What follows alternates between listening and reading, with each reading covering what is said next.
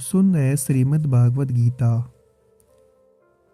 इस प्रकार 3 तरह के योगों के लक्षण बताकर अब तप के लक्षणों का प्रकरण आरंभ करते हुए 4 श्लोकों द्वारा सात्विक तप का लक्षण बताने के लिए पहले शारीरिक तप के स्वरूप का वर्णन करते हैं। देवता, ब्राह्मण, गुरु और ज्ञानी जनों का पूजन, पवित्रता, सरलता, ब्रह्मचर्य और अहिंसा, यह शरीर संबंधी तप कहा जाता है। अब वाणी संबंध तप का स्वरूप बताते हैं, जो उद्रेक करना करने वाला, प्रिय और हितकारक एवं यथार्थ भाषण है, तथा जो वेद शास्त्रों के पठन का एवं परमेश्वर के नाम जप का अभ्यास है, वही वाणी संबंधी तप कहा जाता है। अब मन संबंधी तप का स्वरूप बताते हैं। मन की प्रसन्नता, शांत भाव, भगवचिंतन करने वाले का स्वभाव, मन का निग्रह, अंतःकरण के भावों की भली भांति पवित्रता, इस प्रकार यह मन संबंधी तप कहा जाता है।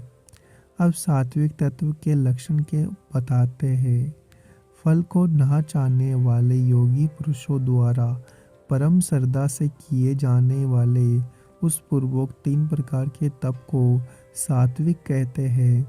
अब राजस तप के उपलक्षण बताते हैं।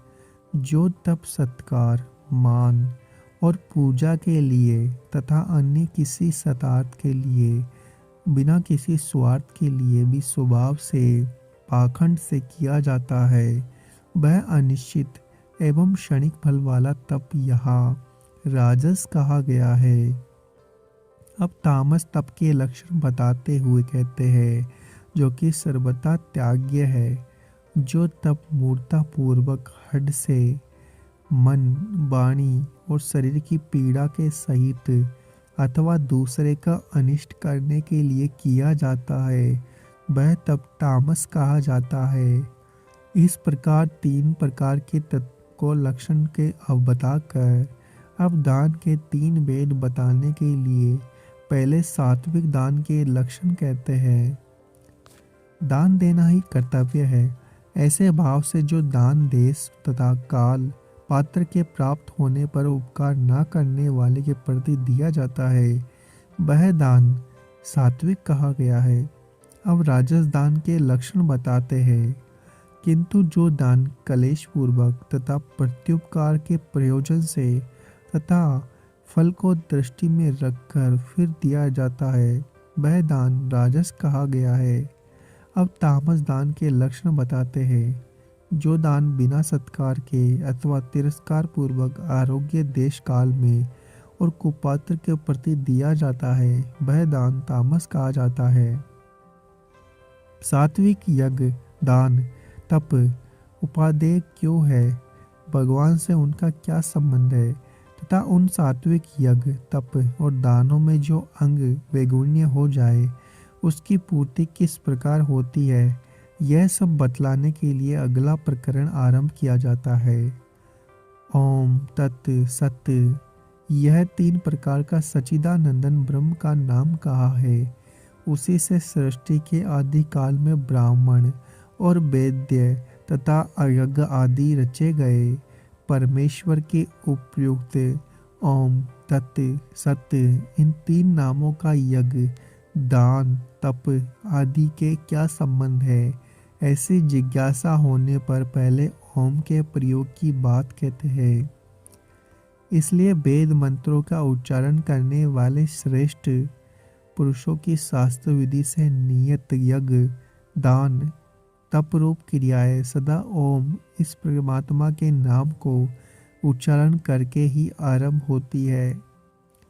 इस प्रकार ओमकार के प्रयोग की बात कहकर अब परमेश्वर के तत् नाम के प्रयोग का वर्णन करते हैं।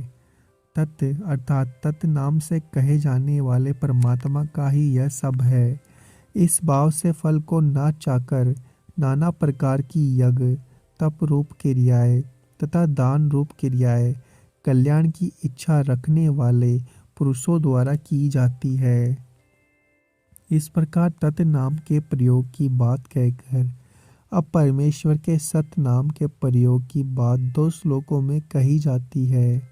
सत्य, इस प्रकार यह परमात्मा का नाम सत्य भाव में और श्रेष्ठ भाव में प्रयोग किया जाता है तथा है पार्थ, उत्तम कर्म में भी सत्य शब्द का प्रयोग किया जाता है तथा यज्ञ तप दान में जो स्थिति है वह भी सत्य इस प्रकार कही जाती है और उस परमात्मा के लिए किया हुआ कर्म निश्चयपूर्वक सत्य ऐसे कहा जाता है। इस प्रकार श्रद्धा पूर्वक किए हुए शास्त्र विहित यज्ञ तप दान आदि कर्मों का महत्व बतलाया गया। उसे सुनकर यह जिज्ञासा होती है कि जो शास्त्र विहित यज्ञ आदि कर्म बिना श्रद्धा के किए जाते हैं उनका क्या फल होता है।